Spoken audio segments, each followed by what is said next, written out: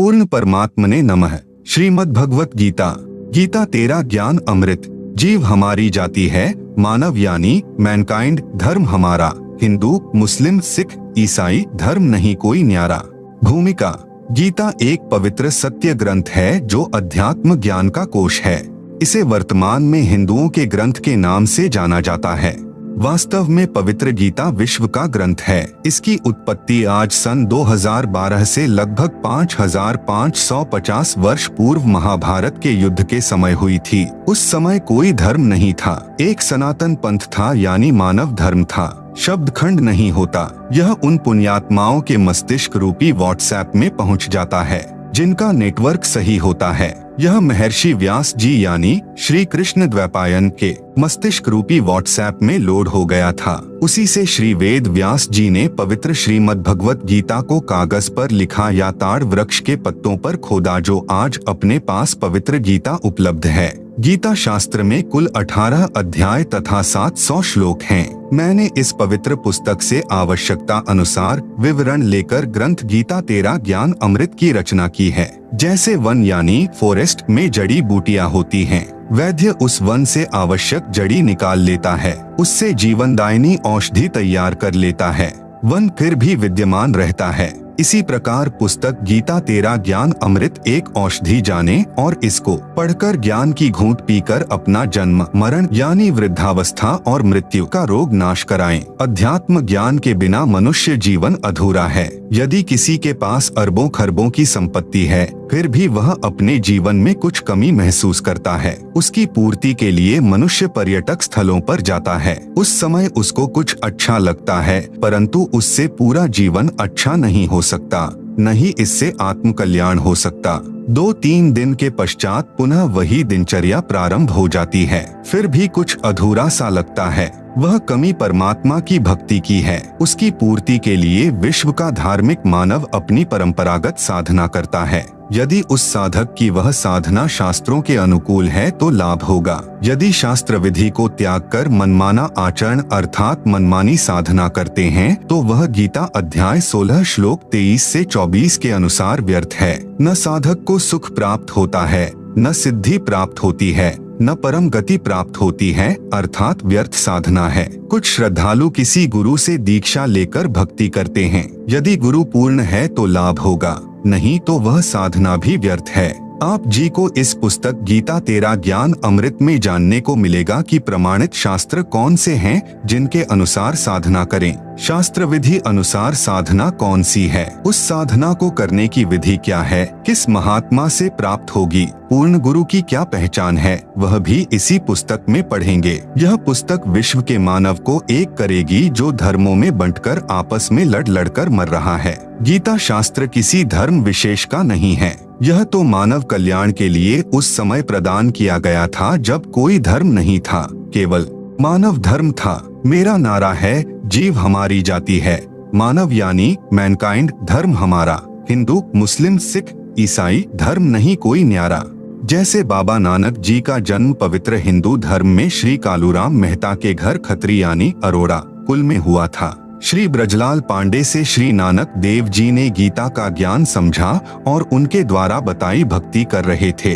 श्री विष्णु तथा श्री शंकर जी की पूजा करते थे। अन्य सर्व देवों की भी भक्ति करते थे, जो हिंदू धर्म में वर्तमान में चल रही है। श्री नानक जी सुल्तानपुर शहर में वहां के नवाब के यहाँ मोदी खाने में नौकरी करते थे। शहर से लगभग आधा 1 किलोमीटर दूर बेई नदी बहती थी। प्रतिदिन श्री नानक देव साहेब जी उस दरिया में स्नान करने जाते थे। परमात्मा अच्छी आत्माओं को जो दृढ़ भक्त होते हैं उनको मिलता है। अधिक प्रमाण आप जी इसी पुस्तक में पढ़ेंगे। उसी विधान अनुसार परमात्मा श्री नानक देव साहेब जी को मिले, उनको तत्व ज्ञान बताया, सत्य साधना जो शास्त्रानुकूल है उसका ज्ञान कराया। श्री नानक देव जी की संतुष्टि के लिए उनको अपने साथ ऊपर अपने शाश्वत स्थान अर्थात सच्चखंड में लेकर गए। सर्व ब्रह्मांडों का भ्रमण कराकर यथार्थ भक्ति विधि बताकर सनातन भक्ति को पुनः स्थापित करने का आदेश दिया। 3 दिन पश्चात श्री नानक जी को वापस जमीन पर छोड़ा। उसके पश्चात श्री नानक जी ने हिंदू धर्म में चल रहा मनमाना आचरण बंद करके गीता यानी सप्त श्लोकी गीता शास्त्र अनुसार साधना का प्रचार कर करके यथार्थ भक्ति का प्रचार किया। परमात्मा की सत्य साधना करने के लिए सर्वप्रथम गुरु का होना अति अनिवार्य है। इसी का पालन करते हुए श्री नानक जी ने शिष्य बनाने शुरू किए। स्वयं वे गुरु पद पर विराजमान थे। श्री नानक जी के शिष्यों को पंजाबी भाषा में सिख कहते हैं, जिस कारण से उनकी अलग पहचान बन गई और वर्तमान में उन अनुयायियों के समूह ने धर्म का रूप ले लिया। हिंदू तथा सिख आपस में धर्म के नाम पर लड़ मरते हैं, यह विवेक की कमी है। विवेचन भक्ति कोई करो, उसको गुरु बनाना आवश्यक है। गुरु भी वक्त गुरु हो जो अपने मुख कमल से तत्व ज्ञान तथा साधना विधि बताए। गुरु शरीर का ही नाम नहीं है, उस शरीर में जो आत्मा है वह गुरु है। शरीर 5 तत्व का हो या इलेक्ट्रॉनिक वीडियो का हो, वह वक्त गुरु कहा जाता है। हिंदुओं में अधिकतर बिना गुरु के ही अपनी परंपरागत साधना करते हैं। उसी बिगड़े रूप को श्री नानक जी ने परमात्मा से प्राप्त ज्ञान से ठीक किया था। वर्तमान में सिखों में भी वक्त गुरु का अभाव है। जैसे सूक्ष्म वेद में कहा है, सूक्ष्म वेद क्या है यह आप इसी पुस्तक से जाने कि रामकृष्ण से कौन बड़ा। उन्होंने भी गुरु की 3 लोक के वे धनी, गुरु आगे आधीन। भावार्थ, जो हिंदू श्रद्धालु बिना गुरु के मनमाना आचरण करते हैं, उनको कहा है कि आप जी श्री राम तथा श्री कृष्ण जी से बड़ा तो किसी को नहीं मानते हो। वे 3 लोक के धनी अर्थात मालिक होते हुए भी गुरु धारण करके भक्ति किया करते थे तथा अपने अपने गुरुदेव के चरणों में दंडवत प्रणाम किया करते थे। श्री रामचंद्र जी के गुरु जी ऋषि वशिष्ठ जी थे तथा श्री कृष्ण चंद्र जी के गुरु जी ऋषि दुर्वासा जी थे। संदीपनी ऋषि तो अक्षर ज्ञान कराने वाले अध्यापक थे। ऋषि दुर्वासा जी आध्यात्मिक गुरु श्री कृष्ण जी के थे।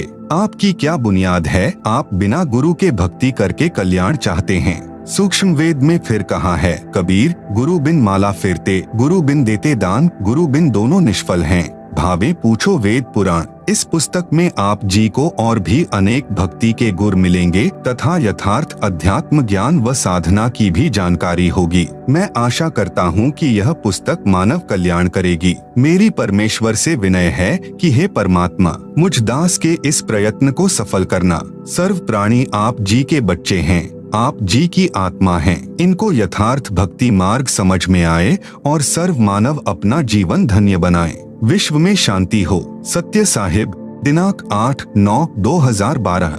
लेखक संत रामपाल दास महाराज, सतलोक आश्रम बरवाला, हरियाणा, भारत। आप सुन रहे हैं जगत गुरु तत्वदर्शी संत रामपाल जी महाराज द्वारा लिखित पुस्तक गीता तेरा ज्ञान अमृत का पेज नंबर 1। 2 शब्द, जीव हमारी जाति है, मानव धर्म हमारा। हिंदू, मुस्लिम, सिख, ईसाई धर्म नहीं कोई न्यारा। श्रीमद् भगवत गीता का ज्ञान जिस समय सन 2012 से लगभग 5550 वर्ष पूर्व बोला गया, उस समय कोई धर्म नहीं था। हिंदू धर्म यानी आदि शंकराचार्य द्वारा चलाई गई 5 देव उपासना वाली परंपरा को अपनाने वाले हिंदू कहे जाने लगे। वास्तव में यह सनातन पंथ है जो लाखों वर्षों से चला आ रहा है। उस हिंदू धर्म की स्थापना आदि प्रथम शंकराचार्य जी ने सन 2012 से 2500 वर्ष पूर्व की थी। आदि शंकराचार्य जी का जन्म ईसा मसीह से 508 वर्ष पूर्व हुआ था।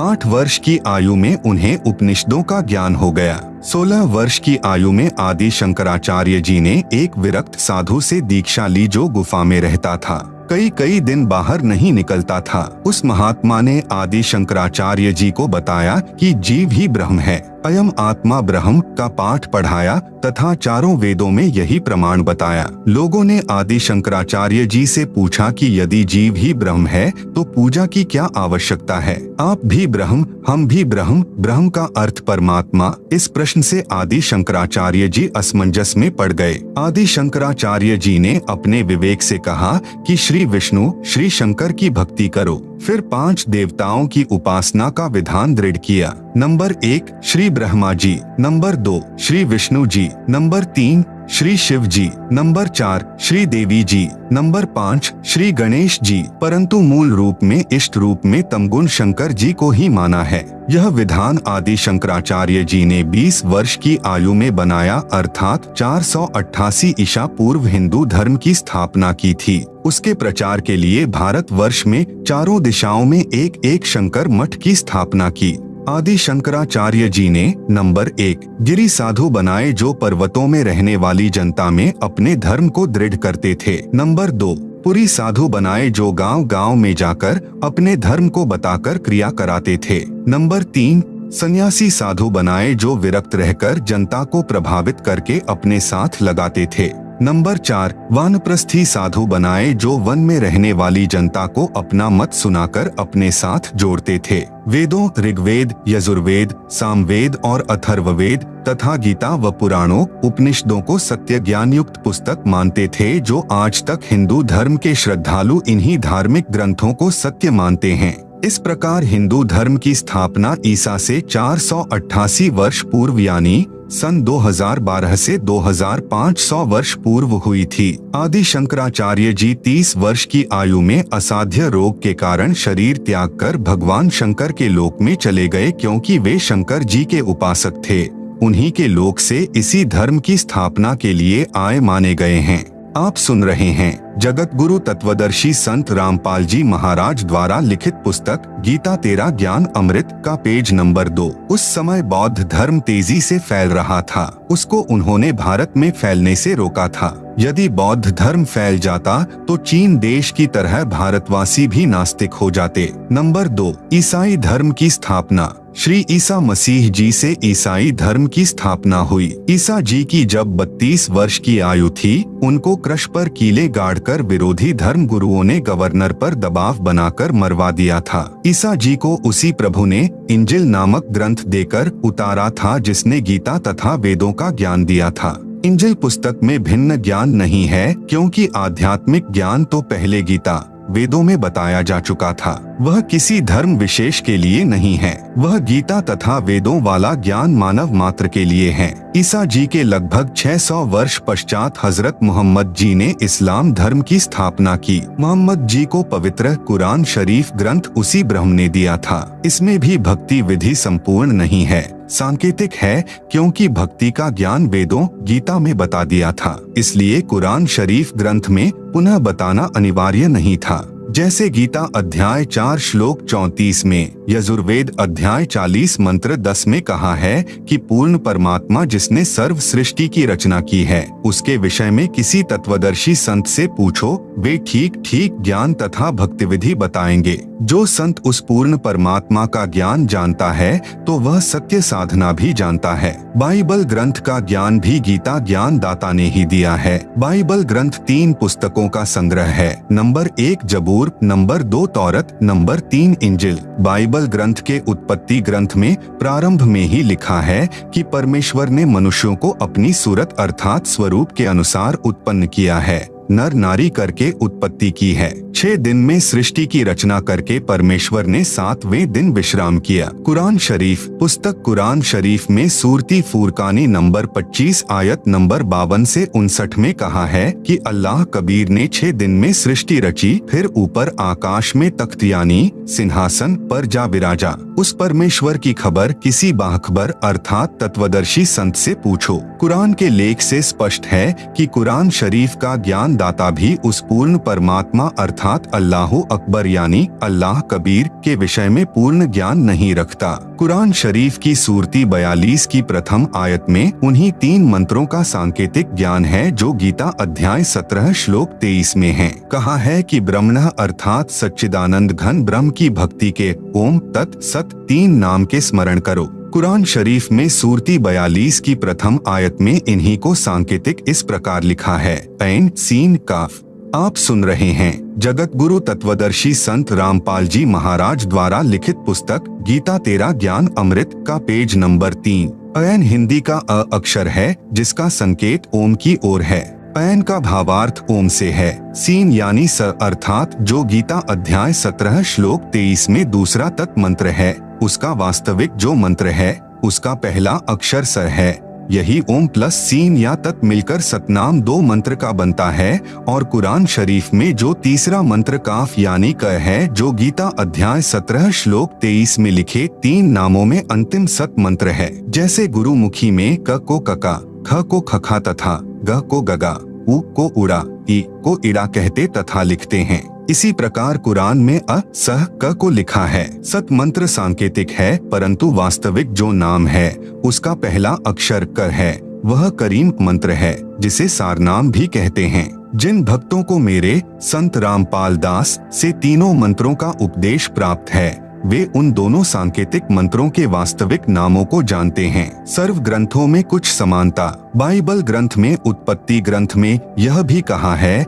कि जब आदम जी तथा उनकी धर्मपत्नी हव्वा ने वाटिका के बीच वाले वृक्षों के फल खा लिए तो उनको भले बुरे का ज्ञान हो गया। शाम के समय प्रभु वाटिका में सैर करने आए तो पता चला कि आदम तथा हव्वा ने भले बुरे का ज्ञान कराने वाले वृक्ष के फल खा लिए, तो उस प्रभु ने कहा कि भले बुरे का ज्ञान होने से आदम तथा उसकी पत्नी हम में से एक के समान हो गए हैं। कहीं ऐसा न हो जाए कि ये उन वृक्षों का फल खा लें जो अमर करते हैं और अमर हो जाएं। इसलिए आदम जी तथा उनकी पत्नी को स्वर्ग की वाटिका से निकालकर पृथ्वी पर छोड़ दिया। लेख समाप्त। विवेचन। इससे सिद्ध हुआ कि प्रभु एक से अधिक हैं, क्योंकि प्रभु ने ऊपर कहा कि ये भले बुरे का ज्ञान होने से हम में से एक के समान हो गए हैं। फिर बाइबल ग्रंथ में कहा है कि अब्राहिम मामरे के वृक्षों के नीचे बैठा था, उसको 3 प्रभु दिखाई दिए, उनको खाना खिलाया, दंडवत प्रणाम करके आशीर्वाद लिया। इससे सिद्ध हुआ कि बाइबल में 3 प्रभु माने हैं। मुसलमान धर्म में 4 यारी माने गए हैं जो बालक रूप में रहते हैं। सूक्ष्म वेद अर्थात तत्व ज्ञान में कहा है कि वही सनक सनंदना, वही 4 यारी, तत्व ज्ञान जाने बिना बिगड़ी बात सारी। भावार्थ। हिंदू धर्म में जो सनक, सनंदन, सनातन तथा संत कुमार बालक रूप में रहते हैं, वे ब्रह्मा जी के मानस पुत्र हैं। मुसलमान धर्म में उन्हीं को 4 यारी, 4 बालक मित्र कहते हैं। फिर सूक्ष्म वेद में कहा है कि वही मोहम्मद, वही महादेव, वही आदम, वही ब्रह्मा, दास गरीब दूसरा कोई नहीं, देख आपने घर माँ। आप सुन रहे हैं जगत गुरु तत्वदर्शी संत रामपाल जी महाराज द्वारा लिखित पुस्तक गीता तेरा ज्ञान अमृत का पेज नंबर 4। भावार्थ। मुसलमान धर्म के प्रवर्तक हजरत मोहम्मद जी भगवान शिव के लोक से आए पुण्यकर्मी आत्मा थे जो परंपरागत साधना ही एक गुफा में बैठकर किया करते थे। शिव जी का एक गण जो 11 रुद्रों में से एक है, वह मोहम्मद जी से उस गुफा में मिले। उन्हीं की भाषा यानी अरबी भाषा में काल प्रभु अर्थात ब्रह्म का संदेश सुनाया। उसी रुद्र को मुसलमान जबरिल फरिश्ता कहते हैं जो नेक फरिश्ता माना जाता है। भावार्थ है कि हजरत मोहम्मद भी शिव के बच्चे हैं। जो मुसलमान धर्म का पवित्र तीर्थ स्थल काबा है, उसमें भगवान शंकर के लिंग के आकार का पत्थर लगा है, उसको मुसलमान श्रद्धालु सिजदा अर्थात प्रणाम करते हैं। नंबर 2। आदम बाबा। पुराणों में तथा जैन धर्म के ग्रंथों में प्रसंग आता है जो इस प्रकार है। ऋषभदेव जी राजा नाभिराज के पुत्र थे। नाभिराज जी अयोध्या के राजा थे। ऋषभदेव जी के 100 पुत्र तथा एक पुत्री थी। एक दिन परमेश्वर एक संत रूप में ऋषभदेव जी को मिले, उनको भक्ति करने की प्रेरणा की, ज्ञान सुनाया कि मानव जीवन में यदि शास्त्र विधि अनुसार साधना नहीं की तो मानव जीवन व्यर्थ जाता है। वर्तमान में जो कुछ भी जिस मानव को प्राप्त है वह पूर्व जन्म जन्मांतरों में किए पुण्यों तथा पापों का फल है। आप राजा बने हो, यह आपका पूर्व का शुभ कर्म फल है। यदि वर्तमान में भक्ति नहीं करोगे तो आप भक्ति शक्तिहीन तथा पुण्यहीन होकर नरक में गिरोगे तथा फिर अन्य प्राणियों के शरीरों में कष्ट उठाओगे। जैसे वर्तमान में इन्वर्टर की बैटरी चार्ज कर रखी है और चार्जर निकाल रखा है, फिर भी वह बैटरी कार्य कर रही है। इन्वर्टर से पंखा भी चल रहा है, बल्ब ट्यूब भी जग रहे हैं। यदि चार्जर को फिर से लगाकर चार्ज नहीं किया तो कुछ समय उपरांत इन्वर्टर सर्व कार्य छोड़ देगा, न पंखा चलेगा, न बल्ब, न ट्यूब जगेंगी। इसी प्रकार मानव शरीर एक इन्वर्टर है, शास्त्र अनुकूल भक्ति चार्जर है। परमात्मा की शक्ति से मानव फिर से चार्ज हो जाता है, अर्थात भक्ति की शक्ति का धनी तथा पुण्यवान हो जाता है। यह ज्ञान उस ऋषि रूप में प्रकट परमात्मा के श्री मुख कमल से सुनकर ऋषभदेव जी ने भक्ति करने का पक्का मन बना लिया। ऋषभदेव जी ने ऋषि जी का नाम जानना चाहा तो ऋषि जी ने अपना नाम कविदेव अर्थात कबीरदेव बताया तथा यह भी कहा कि मैं स्वयं पूर्ण परमात्मा हूँ। मेरा नाम चारों वेदों में कबीरदेव लिखा है। मैं ही परम अक्षर ब्रह्म हूँ। आप सुन रहे हैं जगत गुरु तत्वदर्शी संत रामपाल जी महाराज द्वारा लिखित पुस्तक गीता तेरा ज्ञान अमृत का पेज नंबर 5। सूक्ष्म वेद में लिखा है, ऋषभ देव के आया कभी नामे करता, 9 योगेश्वर को समझाया, जनक विदेह उद्धार। भावार्थ, ऋषभ देव जी को कभी नाम से परमात्मा मिले, उनको भक्ति की प्रेरणा की। उसी परमात्मा ने 9 योगेश्वरों तथा राजा जनक को समझाकर उनके उद्धार के लिए भक्ति करने की प्रेरणा की। ऋषभदेव जी को यह बात रास नहीं आई कि यह कबीरदेव ऋषि ही प्रभु है, परंतु भक्ति का दृढ़ मन बना लिया। एक तपस्वी ऋषि से दीक्षा लेकर ओम नाम का जाप तथा हठ योग किया। ऋषभदेव जी का बड़ा पुत्र भरत था। भरत का पुत्र मारीची था। ऋषभदेव जी ने पहले 1 वर्ष तक निराहार रहकर तप किया, फिर 1000 वर्ष तक घोर तप किया। तपस्या समाप्त करके अपने पौत्र अर्थात भरत के पुत्र मारीची को प्रथम धर्मदेशना यानी दीक्षा दी। यह मारीची वाली आत्मा 24वें तीर्थंकर महावीर जैन जी हुए थे। ऋषभदेव जी ने जैन धर्म नहीं चलाया, यह तो श्री महावीर जैन जी से चला है। वैसे श्री महावीर जी ने भी किसी धर्म की स्थापना नहीं की थी, केवल अपने अनुभव को अपने अनुयायियों को बताया था। वह एक भक्ति करने वालों का भक्त समुदाय है। ऋषभदेव जी ओम नाम का जाप ओमकार बोलकर करते थे। उसी को वर्तमान में अपभ्रंश करके अड़ोंकार मंत्र जैनी कहते हैं। इसी का जाप करते हैं। इसको ओंकार तथा ओम भी कहते हैं। हम अपने प्रसंग पर आते हैं। जैन धर्म ग्रंथ में तथा जैन धर्म के अनुयायियों द्वारा लिखित पुस्तक आओ जैन धर्म को जाने में लिखा है कि ऋषभदेव जी जैनी उन्हीं को आदिनाथ कहते हैं वाला जीव ही बाबा आदम रूप में जन्मा था। अब उसी सूक्ष्म वेद की वाणी का सरलार्थ करता हूँ। वही मोहम्मद, वही महादेव, वही आदम, वही ब्रह्मा, दास गरीब दूसरा कोई नहीं, देख आपने घर माँ। बाबा आदम जी भगवान ब्रह्मा जी के लोक से आए थे, क्योंकि मानव जन्म में की गई साधना के अनुसार प्राणी भक्ति अनुसार ऊपर तीनों देवताओं के लोक में बारी बारी जाता है। अपने पुण्य क्षीण होने पर पुनः पृथ्वी पर संस्कारवश जन्म लेता है। संत गरीब दास जी गांव छुड़ानी जिला झज्जर हरियाणा प्रांत वाले को स्वयं ही वही परमात्मा मिले थे जो ऋषभदेव जी को मिले थे। संत गरीब दास जी ने परमेश्वर के साथ ऊपर जाकर अपनी आँखों से सर्व व्यवस्था को देखा था। फिर बताया है कि आदम जी ब्रह्मा जी के लोक से आए थे, ब्रह्मा के अवतार थे। मुहम्मद जी तमगुण शिव जी के अवतार थे। प्रिय पाठ को अवतार 2 प्रकार के होते हैं। नंबर 1, स्वयं वह प्रभु अवतार लेता है, जैसे श्री राम, श्री कृष्ण आदि के रूप में स्वयं श्री विष्णु जी अवतार धार कर आए थे। परंतु कपिल ऋषि जी, परशुराम जी को भी विष्णु जी के अवतारों में गिना जाता है। ये स्वयं श्री विष्णु जी नहीं थे, विष्णु लोक से आए देवात्मा थे। आप सुन रहे हैं जगत गुरु तत्वदर्शी संत रामपाल जी महाराज द्वारा लिखित पुस्तक गीता तेरा ज्ञान अमृत का पेज नंबर 6।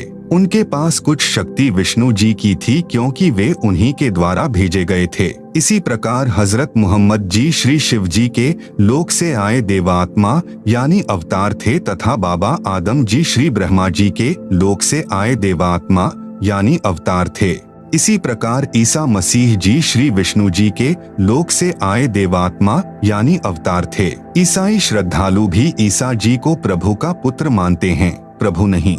संत गरीब दास जी ने कहा है कि यदि आप जी को मेरी बात पर विश्वास नहीं होता तो मेरे द्वारा बताई शास्त्र विधि अनुसार भक्ति साधना करके अपने घर में अर्थात अपने मानव शरीर में अपनी आंखों देख लो।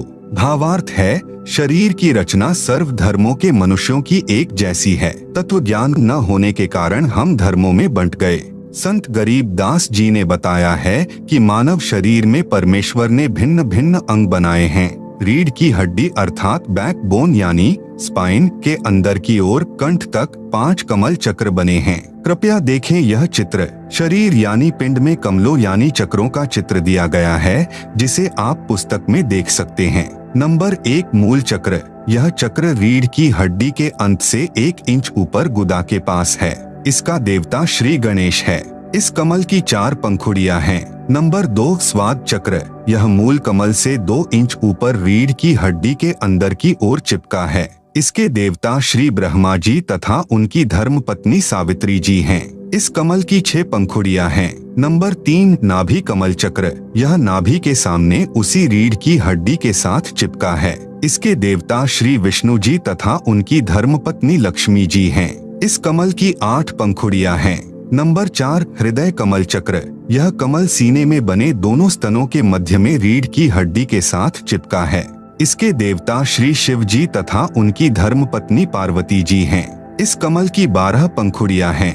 आप सुन रहे हैं जगत गुरु तत्वदर्शी संत रामपाल जी महाराज द्वारा लिखित पुस्तक गीता तेरा ज्ञान अमृत का पेज नंबर 7। नंबर 5 कंठ कमल। यह कमल छाती की हड्डियों के ऊपर जहां से गला शुरू होता है उसके पीछे रीढ़ की हड्डी के साथ अंत में है। इसकी प्रधान श्री देवी अर्थात दुर्गा जी हैं। इस कमल की 16 पंखुड़ियां हैं। शेष कमल चक्र ऊपर हैं।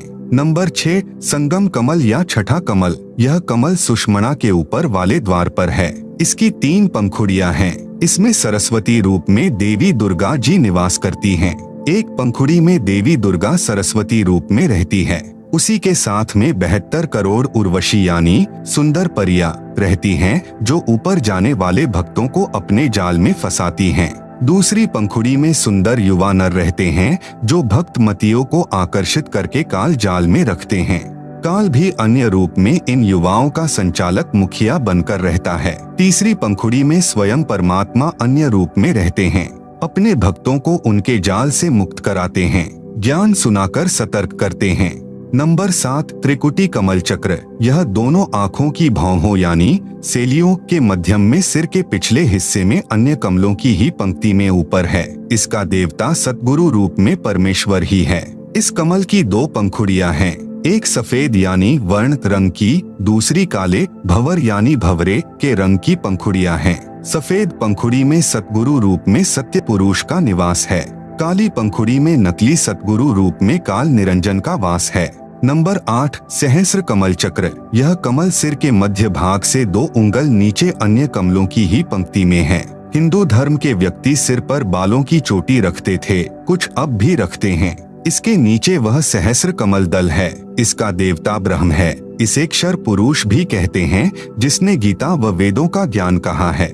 इस कमल की 1000 पंखुड़ियां हैं। इनको काल ब्रह्म ने प्रकाश से भर रखा है। स्वयं इसी कमल चक्र में दूर रहता है। वह स्वयं दिखाई नहीं देता, केवल पंखुड़ियां चमकती दिखाई देती हैं। अष्ट कमल दल। इस कमल का देवता अक्षर पुरुष है। इसे परब्रह्म भी कहते हैं। इसकी पंखुड़ियां भी 8 हैं। इसकी स्थिति नहीं बताऊंगा, क्योंकि नकली गुरु भी इसको जानकर जनता को भ्रमित कर देंगे। नंबर 9 शंख कमल दल। इस कमल में पूर्ण ब्रह्म अर्थात परम अक्षर ब्रह्म का निवास है। इसकी शंख पंखुड़ियां है। इसकी स्थिति भी नहीं बताऊंगा, कारण ऊपर लिख दिया है। जो चित्र में दिखाए हैं, इनमें छठा कमल तथा 9वां कमल नहीं दिखाया है। कारण यही है कि विद्यार्थियों की धीरे धीरे ज्ञान वृद्धि की जाती है। कमलों का गहरा रहस्य है। यह कबीर सागर के सारांश में लिखा है। आप सुन रहे हैं जगत गुरु तत्वदर्शी संत रामपाल जी महाराज द्वारा लिखित पुस्तक गीता तेरा ज्ञान अमृत का पेज नंबर 8। शरीर में ये कमल ऐसा कार्य करते हैं जैसे टेलीविजन में चैनल लगे हैं। उन चैनलों में से जिस भी चैनल को चालू करोगे उस पर कार्यक्रम दिखाई देगा। वह कार्यक्रम चल तो रहा है स्टूडियो में, दिख रहा है टीवी में। इसी प्रकार प्रत्येक कमल का फंक्शन है। इन कमलों को चालू करने के मंत्र हैं, जो यह दास यानी संत रामपाल दास जाप करने को देता है। प्रथम बार दीक्षा इन्हीं चैनलों को खोलने की दी जाती है। मंत्रों की शक्ति से सर्व कमल ऑन यानी चालू हो जाते हैं।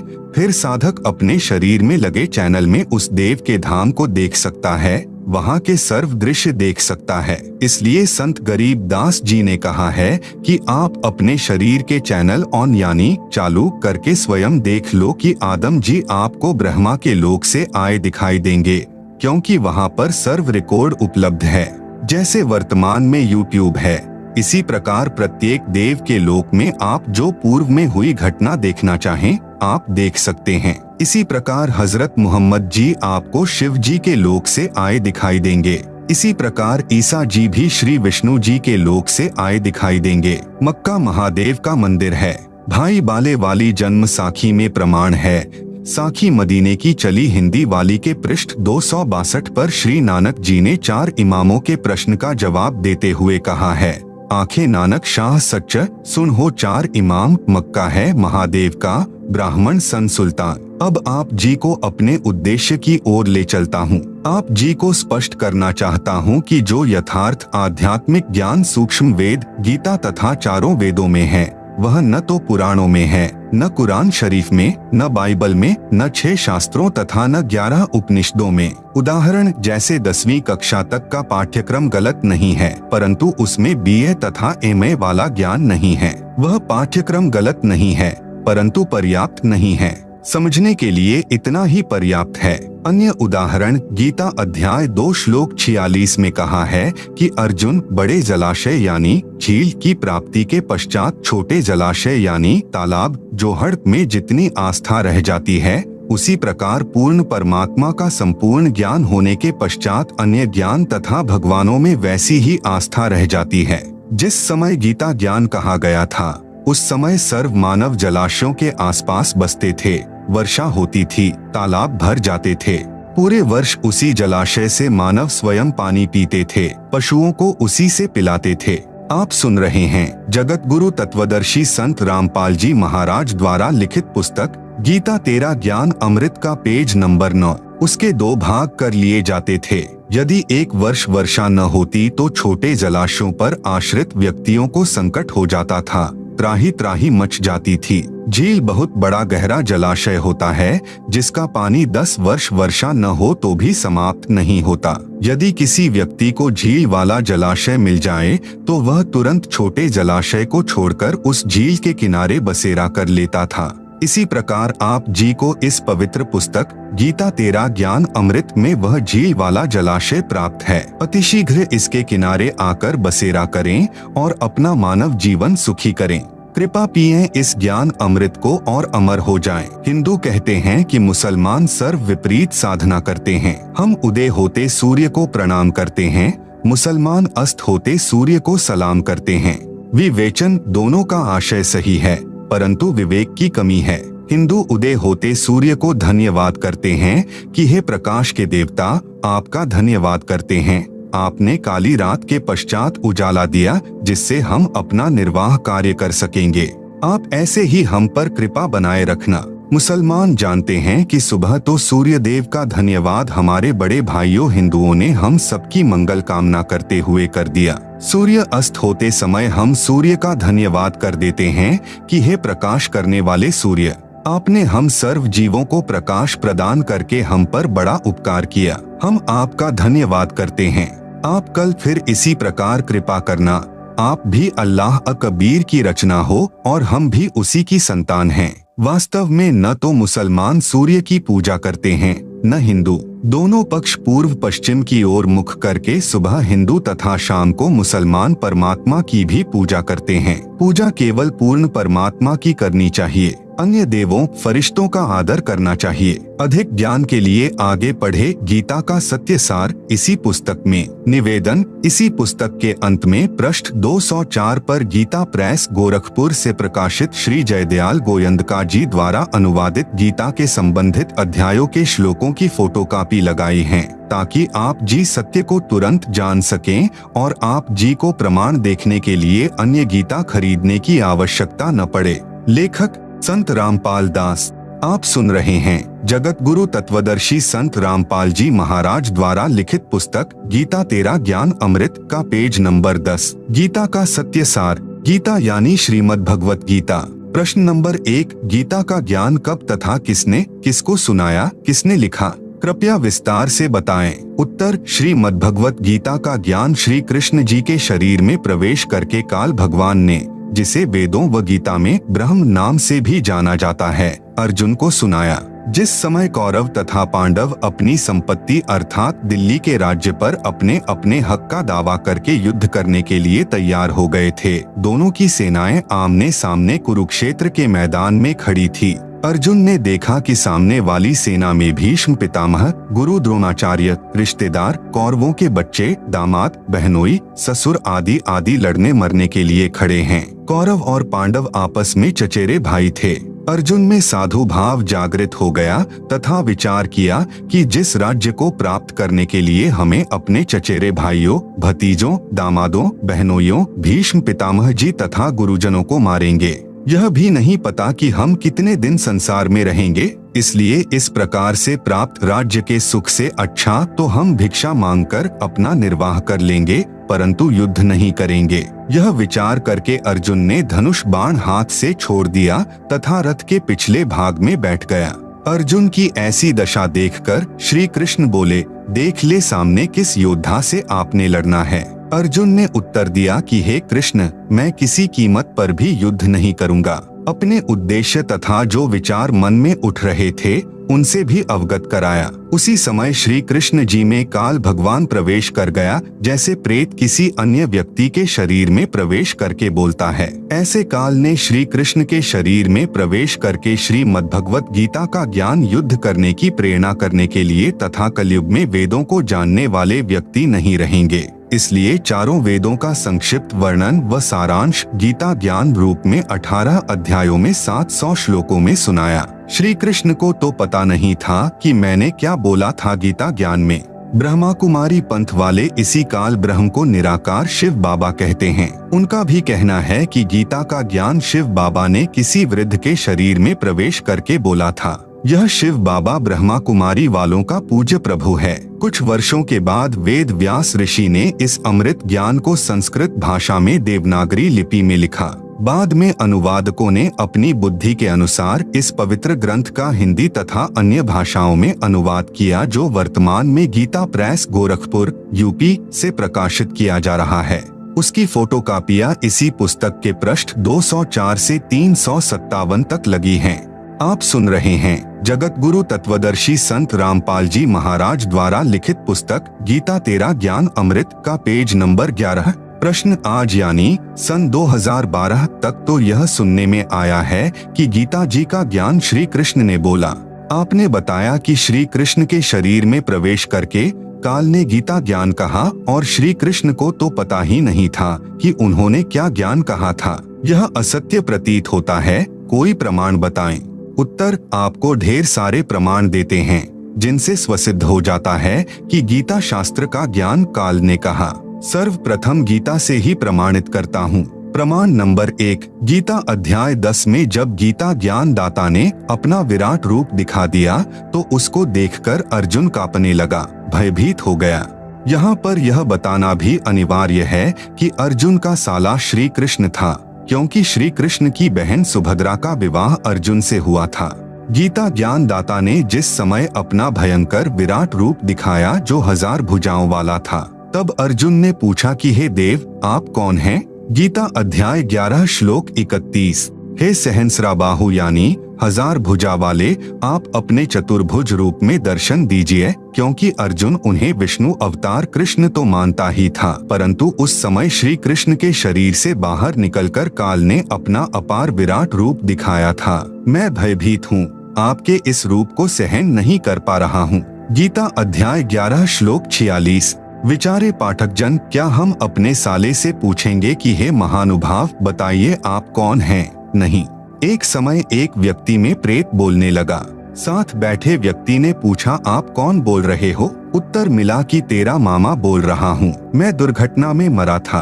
क्या हम अपने भाई को नहीं जानते? ठीक इसी प्रकार श्री कृष्ण में काल बोल रहा था। प्रमाण नंबर 2, गीता अध्याय 11 श्लोक 21 में अर्जुन ने कहा कि आप तो देवताओं के समूह को ग्रास यानी खा रहे हैं, जो आपकी स्तुति हाथ जोड़कर भयभीत होकर कर रहे हैं। महर्षियों तथा सिद्धों के समुदाय आपसे अपने जीवन की रक्षार्थ मंगल कामना कर रहे हैं। गीता अध्याय 11 श्लोक 32 में गीता ज्ञान दाता ने बताया कि हे अर्जुन, मैं बढ़ा हुआ काल हूँ, अब प्रवृत्त हुआ हूँ, अर्थात श्री कृष्ण के शरीर में अब प्रवेश हुआ हूँ। सर्व व्यक्तियों का नाश करूँगा। विपक्ष की सर्व सेना, तू युद्ध नहीं करेगा तो भी नष्ट हो जाएगी। इससे सिद्ध हुआ कि गीता का ज्ञान श्री कृष्ण जी के शरीर में प्रविष्ट होकर काल ने कहा है। श्री कृष्ण जी ने पहले कभी नहीं कहा कि मैं काल हूँ। श्री कृष्ण जी को देखकर कोई भयभीत नहीं होता था। गोप गोपियाँ, ग्वाल बाल, पशु पक्षी सब दर्शन करके आनंदित होते थे। तो क्या श्री कृष्ण जी काल थे? नहीं। आप सुन रहे हैं जगत गुरु तत्वदर्शी संत रामपाल जी महाराज द्वारा लिखित पुस्तक गीता तेरा ज्ञान अमृत का पेज नंबर 12। इसलिए गीता ज्ञान दाता काल है, जिसने श्री कृष्ण जी के शरीर में प्रवेश करके गीता शास्त्र का ज्ञान दिया। प्रमाण नंबर 3, गीता अध्याय 11 श्लोक 47 में गीता ज्ञानदाता ने कहा कि हे अर्जुन, मैंने प्रसन्न होकर अपनी शक्ति से तेरी दिव्य दृष्टि खोलकर यह विराट रूप दिखाया है। यह विराट रूप तेरे अतिरिक्त पहले किसी ने नहीं देखा है। विचारणीय विषय। प्रिय पाठकों, महाभारत ग्रंथ में प्रकरण आता है कि जिस समय श्री कृष्ण जी कौरवों की सभा में उपस्थित थे और उनसे कह रहे थे कि आप दोनों यानी कौरव और पांडव आपस में बातचीत करके अपनी संपत्ति राज्य का बंटवारा कर लो, युद्ध करना शोभा नहीं देता। पांडवों ने कहा कि हमें 5 गांव दे दो, हम उन्हीं से निर्वाह कर लेंगे। दुर्योधन ने यह भी मांग नहीं मानी और कहा कि पांडवों के लिए सुई की नोक के समान भी राज्य नहीं है, युद्ध करके ले सकते हैं। इस बात से श्री कृष्ण भगवान बहुत नाराज हो गए तथा दुर्योधन से कहा कि तू पृथ्वी के नाश के लिए जन्मा है, कुल नाश करके टिकेगा।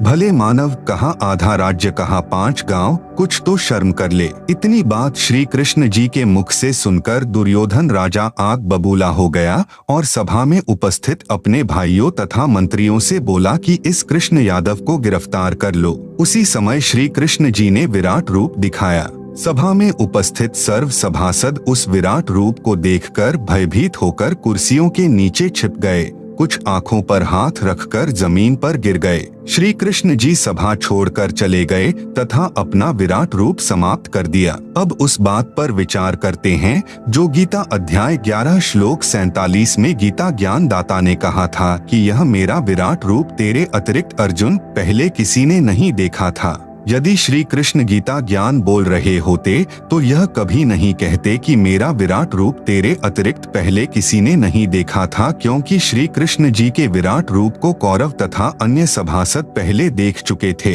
इससे सिद्ध हुआ कि श्रीमद् भगवत गीता का ज्ञान श्री कृष्ण ने नहीं कहा, उनके शरीर में प्रेतवत प्रवेश करके काल यानी शरपुरुष ने कहा था। यह तीसरा प्रमाण हुआ। प्रमाण नंबर 4, श्री विष्णु पुराण गीता प्रेस गोरखपुर से प्रकाशित के पृष्ठ 168 पर प्रमाण है कि एक समय देवताओं और राक्षसों का युद्ध हुआ। देवता पराजित होकर समुद्र के किनारे जाकर छिप गए। फिर भगवान की तपस्या स्तुति करने लगे। काल का विधान है, अर्थात काल ने प्रतिज्ञा कर रखी है कि मैं अपने वास्तविक काल रूप में कभी किसी को दर्शन नहीं दूंगा, अपनी योग माया से छिपा रहूंगा। प्रमाण गीता अध्याय 7 श्लोक 24 से 25 में। इसलिए यह काल यानी शरपुरुष किसी को विष्णु जी के रूप में दर्शन देता है, किसी को शंकर जी के रूप में, किसी को ब्रह्मा जी के रूप में दर्शन देता है।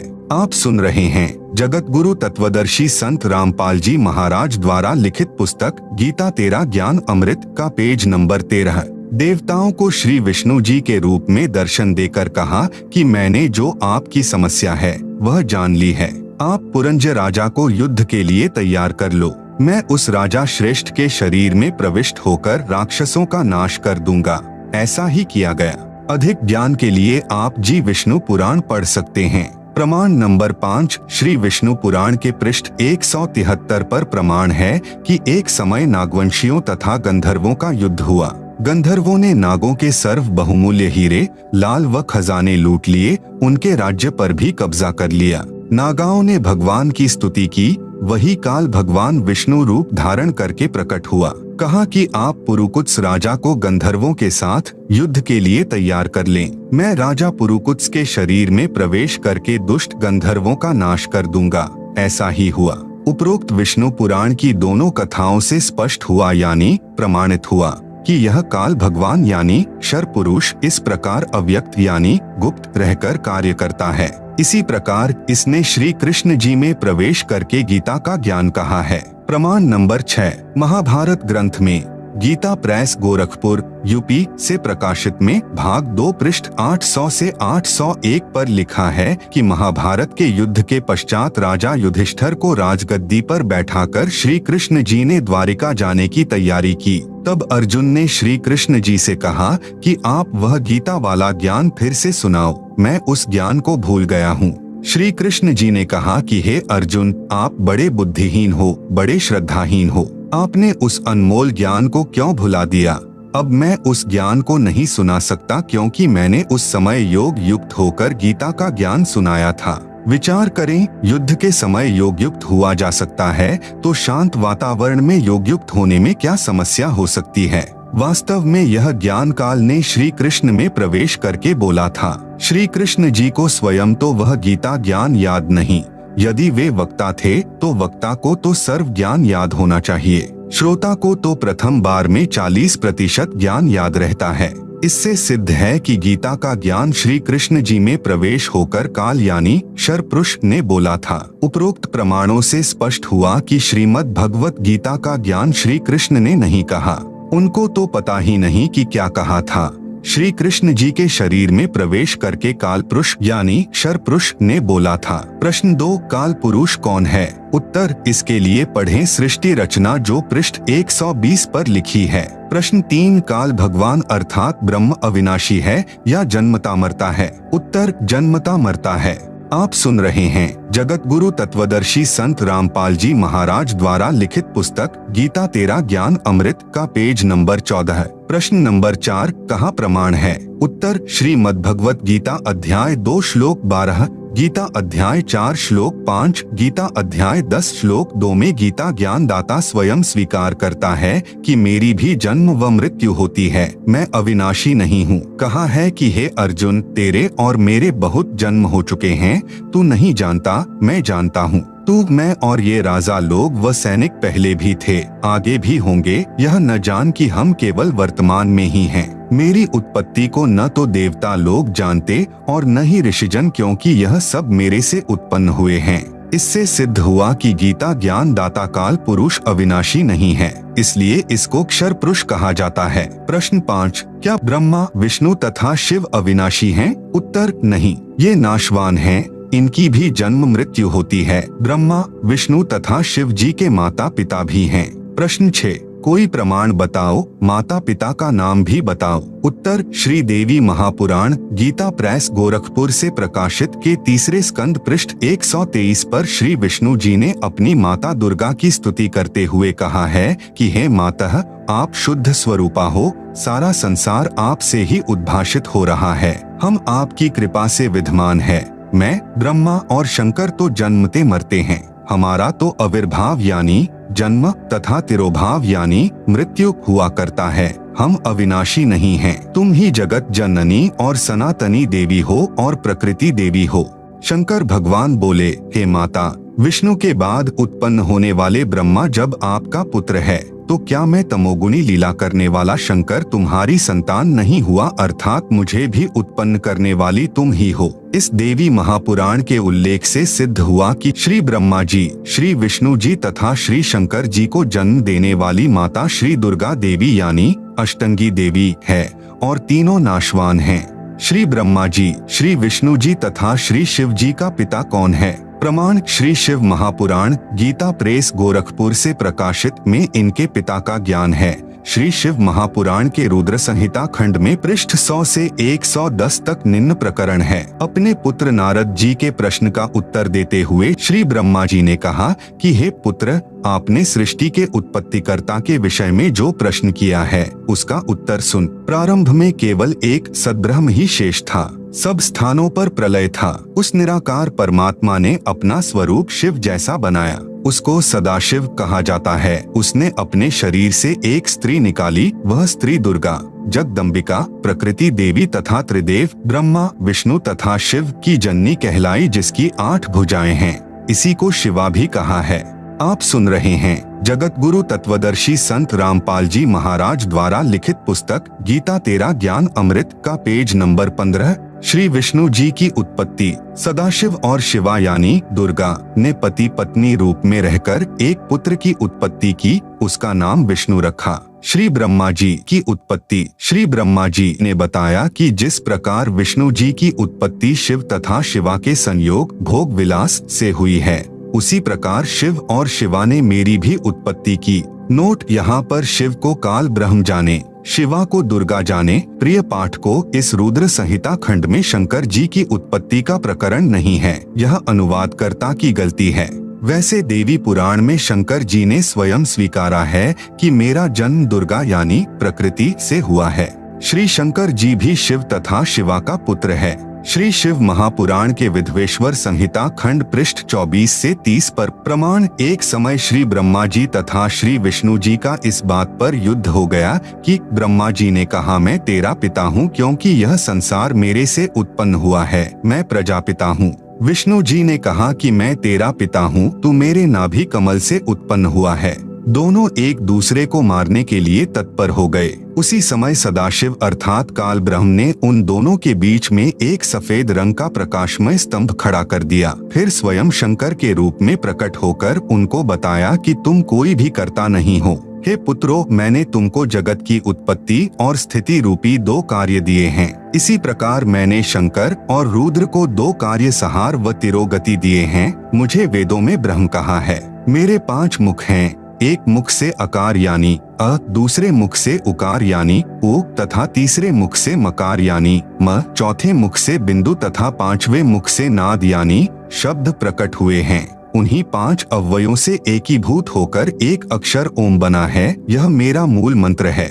उपरोक्त शिव महापुराण के प्रकरण से सिद्ध हुआ कि श्री ब्रह्मा जी, श्री विष्णु जी तथा श्री शंकर जी की माता श्री दुर्गा देवी यानी अष्टंगी देवी है तथा पिता सदाशिव अर्थात काल ब्रह्म है, जिसने श्रीमद् भगवत गीता का ज्ञान श्री कृष्ण जी में प्रवेश करके बोला था। इसी को क्षर पुरुष, क्षर ब्रह्म भी कहा गया है। यही प्रमाण श्रीमद् भगवत गीता अध्याय 14 श्लोक 3 से 5 में भी है कि रज यानी रजगुण ब्रह्मा, सत यानी सतगुण विष्णु, तम यानी तमगुण शंकर, तीनों गुण प्रकृति अर्थात दुर्गा देवी से उत्पन्न हुए हैं। प्रकृति तो सब जीवों को उत्पन्न करने वाली माता है। मैं यानी गीता ज्ञानदाता सब जीवों का पिता हूँ। मैं दुर्गा यानी प्रकृति के गर्भ में बीज स्थापित करता हूँ जिससे सबकी उत्पत्ति होती है। आप सुन रहे हैं जगत गुरु तत्वदर्शी संत रामपाल जी महाराज द्वारा लिखित पुस्तक गीता तेरा ज्ञान अमृत का पेज नंबर 16। प्रश्न नंबर 7, यह कहाँ प्रमाण है कि रजगुण ब्रह्मा है, सतगुण विष्णु तथा तमगुण शंकर है? उत्तर नंबर 1, श्री मार्कंडेय पुराण सचित्र मोटा टाइप गीता प्रेस गोरखपुर से प्रकाशित के 123 पृष्ठ पर कहा है कि रजगुण ब्रह्मा जी, सतगुण विष्णु तथा तमगुण शंकर तीनों ब्रह्म की प्रधान शक्तियां हैं। ये ही 3 देवता हैं, ये ही 3 गुण हैं। नंबर 2, श्री देवी महापुराण संस्कृत व हिंदी अनुवाद श्री वेंकटेश्वर प्रेस बम्बई से प्रकाशित में 3रे स्कंद अध्याय 5 श्लोक 8 में लिखा है कि शंकर भगवान बोले, हे माता, यदि आप हम पर दयालु हैं तो मुझे तमोगुण ब्रह्मा रजोगुण तथा विष्णु सतोगुण युक्त क्यों किया? उपरोक्त प्रमाणों से सिद्ध हुआ कि रजगुण ब्रह्मा जी, सतगुण विष्णु जी तथा तमगुण शंकर जी हैं। प्रश्न नंबर 8, परमात्मा को अजन्मा अजर अमर कहते हैं। उपरोक्त प्रकरण तथा प्रमाणों से सिद्ध हुआ कि श्री ब्रह्मा, श्री विष्णु तथा श्री शंकर तीनों नाशवान हैं। फिर अविनाशी परमात्मा कौन है? क्या ब्रह्मा, विष्णु तथा शंकर और काल ब्रह्म परमात्मा नहीं हैं? प्रमाण सहित बताएं। उत्तर पहले स्पष्ट करते हैं कि श्री ब्रह्मा, श्री विष्णु, श्री शंकर तथा ब्रह्म परमात्मा है या नहीं। यह तो आपने अपने प्रश्न में ही सिद्ध कर दिया कि परमात्मा तो अजन्मा अर्थात जिसका कभी जन्म न हुआ हो वह होता है। पूर्वोक्त विवरण तथा प्रमाणों से सिद्ध हो चुका है कि ब्रह्मा, विष्णु और शंकर के माता पिता हैं। ब्रह्म भी नाशवान है, इसका भी जन्म हुआ है। इससे स्वसिद्ध हुआ कि ये परमात्मा नहीं है। अब प्रश्न रहा, फिर अविनाशी कौन है? इसके उत्तर में श्रीमद्भगवत गीता से ही प्रमाणित करते हैं कि अविनाशी परमात्मा गीता ज्ञान देने वाले ब्रह्म से अन्य है। श्रीमद्भगवत गीता अध्याय 2 श्लोक 12, गीता अध्याय 4 श्लोक 5, गीता अध्याय 10 श्लोक 2 में गीता ज्ञान दाता ने अपनी स्थिति स्पष्ट कर दी कि मेरी उत्पत्ति हुई है, मैं जन्मता मरता हूँ। अर्जुन, मेरे और तेरे बहुत जन्म हो चुके हैं, मैं भी नाशवान हूँ। गीता अध्याय 2 श्लोक 17 में भी कहा है कि अविनाशी तो उसको जान जिसको मारने में कोई भी सक्षम नहीं है और जिस परमात्मा ने सर्व की रचना की है। अविनाशी परमात्मा का यह प्रथम प्रमाण हुआ। प्रमाण नंबर 2, श्रीमद्भगवत गीता अध्याय 15 श्लोक 16 से 17 में 3 पुरुष यानी प्रभु कहे हैं। गीता अध्याय 15 श्लोक 16 में कहा है कि इस लोक में 2 पुरुष प्रसिद्ध हैं, क्षर पुरुष तथा अक्षर पुरुष, ये दोनों प्रभु तथा इनके अंतर्गत सर्व प्राणी नाशवान हैं। आत्मा तो सबकी अमर है। आप सुन रहे हैं जगत गुरु तत्वदर्शी संत रामपाल जी महाराज द्वारा लिखित पुस्तक गीता तेरा ज्ञान अमृत का पेज नंबर 17 है। गीता अध्याय 15 श्लोक 17 में कहा है कि उत्तम पुरुष अर्थात पुरुषोत्तम तो कोई अन्य ही है, जिसे परमात्मा कहा गया है, जो तीनों लोकों में प्रवेश करके सबका धारण पोषण करता है, वह वास्तव में अविनाशी है। गीता अध्याय 7 श्लोक 29 में कहा है कि जो साधक केवल जरा यानी वृद्धावस्था, मरण यानी मृत्यु, दुख से छूटने के लिए प्रयत्न करते हैं, वे तत् ब्रह्म को जानते हैं, सब कर्मों तथा संपूर्ण अध्यात्म से परिचित हैं। गीता अध्याय 8 श्लोक 1 में अर्जुन ने पूछा कि तत् ब्रह्म क्या है। गीता ज्ञान दाता ने अध्याय 8 श्लोक 3 में उत्तर दिया कि वह परम अक्षर ब्रह्म है, अर्थात परम अक्षर पुरुष है। पुरुष कहो चाहे ब्रह्म। गीता अध्याय 15 श्लोक 17 में जो उत्तम पुरुष है तो अन्य परमात्मा इति उदाहृतः कहा है, वह परम अक्षर ब्रह्म है, इसी को पुरुषोत्तम कहा है। शंका समाधान। गीता अध्याय 15 श्लोक 18 में गीता ज्ञान दाता ने कहा है कि मैं उन सर्व प्राणियों से उत्तम अर्थात शक्तिमान हूँ जो मेरे 21 ब्रह्मांडों में रहते हैं, इसलिए लोकवेद अर्थात दंत कथा के आधार से मैं पुरुषोत्तम प्रसिद्ध हूँ। वास्तव में पुरुषोत्तम तो गीता अध्याय 15 श्लोक 17 में स्पष्ट कर दिया। उत्तम पुरुष अर्थात पुरुषोत्तम तो क्षर पुरुष यानी गीता ज्ञानदाता तथा अक्षर पुरुष जो 7 शंख ब्रह्मांडों का स्वामी है, से अन्य ही है, वही परमात्मा कहा जाता है। वह सर्व का धारण पोषण करता है, वास्तव में अविनाशी है। वह परम अक्षर ब्रह्म है जो असंख्य ब्रह्मांडों का मालिक है, जो सर्व सृजनहार है, कुल का मालिक है, अर्थात परमात्मा है। प्रश्न नंबर 9, अक्षर का अर्थ अविनाशी होता है। आपने गीता अध्याय 15 श्लोक 16 में भी अक्षर पुरुष को भी नाशवान बताया है, कृपया स्पष्ट करें। उत्तर, यह सत्य है कि अक्षर का अर्थ अविनाशी होता है, परंतु प्रकरणवश अर्थ अन्य भी होता है। गीता अध्याय 15 श्लोक 16 में कहा है कि क्षर और अक्षर ये दो पुरुष यानी प्रभु इस लोक में हैं। ये दोनों तथा इनके अंतर्गत जितने जीव हैं वे नाशवान हैं, आत्मा किसी की भी नहीं मरती। फिर गीता अध्याय 15 श्लोक 17 में स्पष्ट किया है कि पुरुषोत्तम तो उपरोक्त दोनों प्रभुओं से अन्य है, वही अविनाशी है, वही सबका धारण पोषण करने वाला वास्तव में अविनाशी है। गीता अध्याय 8 श्लोक 3 में तत् ब्रह्म को परम अक्षर ब्रह्म कहा है। अक्षर का अर्थ अविनाशी है, परंतु यहाँ परम अक्षर ब्रह्म कहा है। इससे भी सिद्ध हुआ कि अक्षर से आगे परम अक्षर ब्रह्म है, वह वास्तव में अविनाशी है।